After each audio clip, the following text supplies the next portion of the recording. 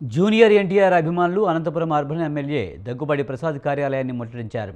నగరంలోని శ్రీనగర్ కాలనీలో ఉన్న దగ్గుబాటి కార్యాలయానికి ఎన్టీఆర్ అభిమానులు పెద్ద ఎత్తున తరలివచ్చారు. ఎన్టీఆర్ను దూషించినట్లు ఆడియో కాల్ లీక్ కావడంపై ఫ్యాన్స్ ఫైర్ అవుతున్నారు.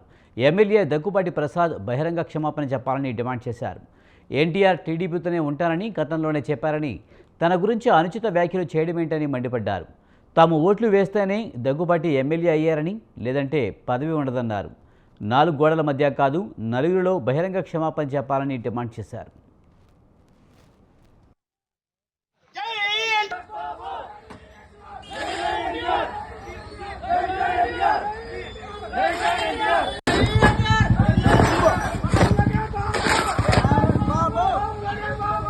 లేదా తెలుగుదేశం లేదు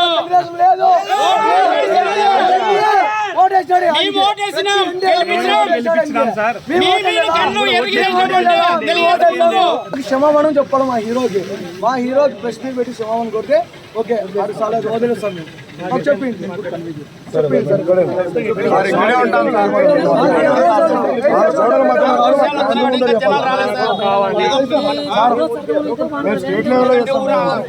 మా కన్వీనర్ ఉన్నాడు ఇక్కడ, మా రాయలసీమ తెలుసు, వాళ్ళ ముందర మా ఫ్యాన్స్ కొంతమంది పెట్టుకుని క్షమాపణ కోరితే ఓకే సార్. ప్రెస్ మీట్ ముందు బహిరంగంగా చెప్పాలా. రాజకీయ పరంగా ఎటువంటి సంబంధమే లేదు.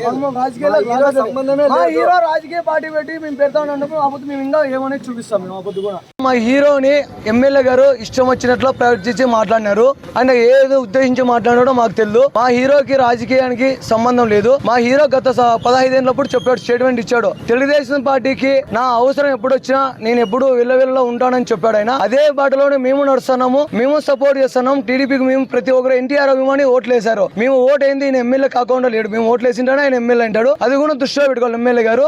అనవసరంగా ఎన్టీఆర్ జోలికి వస్తే బాగుండదు. ఇది ఇంకొకసారి పొరపాటున ఏమైనా మాట్లాడినా కూడా మేము వదిలిపెట్టము. 4 గోళ్ల మధ్యలో పోయి క్షమాపణ కోరితే మేము ఒప్పుకోము. బహిరంగంగా మాకంటూ జిల్లా రాష్ట్ర స్థాయి కన్వీనర్ ఉన్నాడు, మా రాయలసీమ అధ్యక్షుడు ఉన్నాడు, ఎన్టీఆర్ ఫ్యాన్స్ ఉన్న టౌన్ లో వాళ్ళ ముందర వచ్చి ప్రెస్ మీట్ పెట్టి ప్రెస్ మీట్ ముందర ఆయన క్షమాపణ కోరాలని మేము కోరుకుంటున్నాం. అందుకన్నా మాకు ఇంకో మాట అనవసరము. ఆయన ఏమీ ఇది చేయలేదు, కించపరచలేదు. మా ఎన్టీఆర్ కి ఘోరంగా మాట్లాడాడు, మా ఎన్టీఆర్ కి క్షమాపణ కోరాలని మేము కోరుతున్నాం అంతే.